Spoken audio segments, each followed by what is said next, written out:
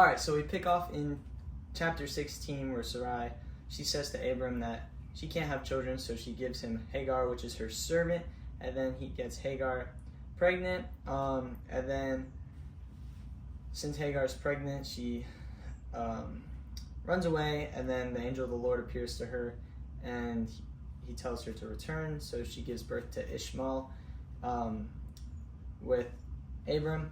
Then God gives Abram and Sarai a new name, and this is chapter 17, and he calls them Abraham and Sarah. And then Abraham, he prophesies to Abraham that he will bore a son named Isaac with Sarah, and even though Abraham doubts, he asks God to bless Ishmael, and then God does this and explains that circumcision will mark the covenant that he's making with Abraham. And then the Lord, in chapter 18, the Lord appears as three men to Abraham. And then the Lord tells Abraham that he will bear a son by the time next year happens with Sarah. And Sarah laughs. And then God basically says, "Why are you laughing? Is nothing too hard for me?" And Sarah then, ashamed, says, "I did not laugh." Then the Lord goes to Sodom and says, "If I find 50 people, righteous people, I will not destroy." But then Abraham talks him down to 10 people. Then chapter 19, we pick up and two angels go to Sodom, and then they stay at Lot's house. The wicked people of the city go and try to capture them in Lot's house, and like, "Hey, let him out," but he didn't. So then the angels see that everyone else is wicked except for Lot and his family. So God has sulfur and fire on the city while Lot and his family start to escape. Lot and his two daughters, and then his wife. And then his wife looks back and turns into a pillar of salt. Then Lot and his daughters live in a cave. His daughters want children, but no man is around, so they get their father drunk, and then they sleep with him individually, and then in order for them to give birth to Moab and Ben-Ammi.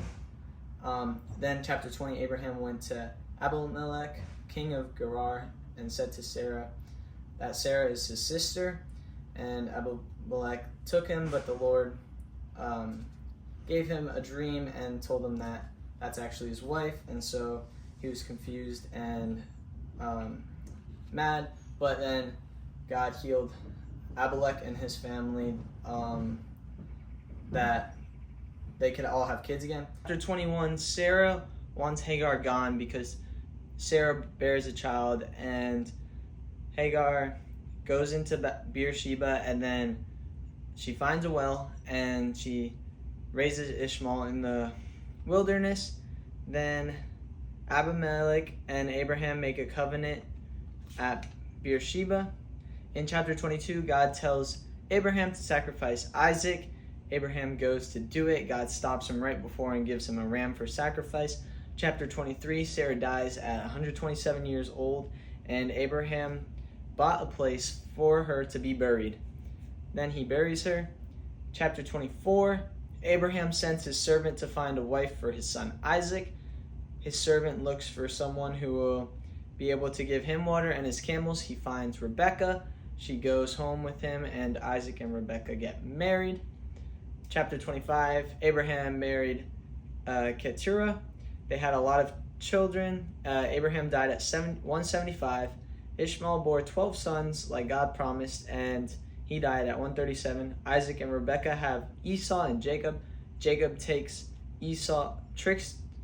Esau into giving his blessing over some soup.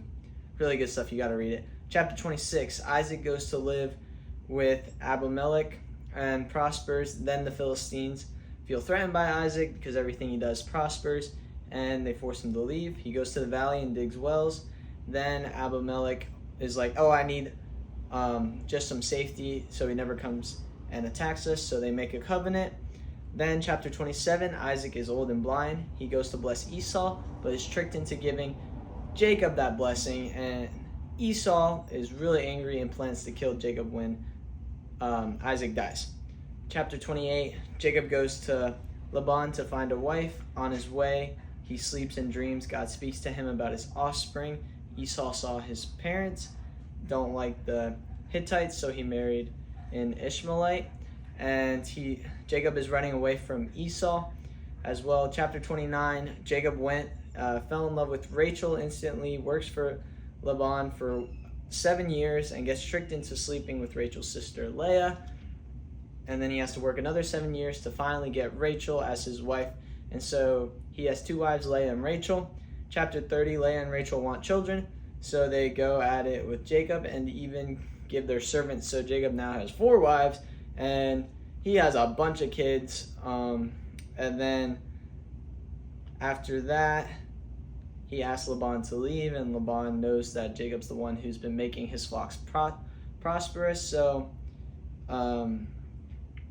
he's hesitant with that, and then he finally lets him go, and Jacob's allowed to get the speckled sheep and speckled goats. And come back tomorrow for more. Have a blessed day.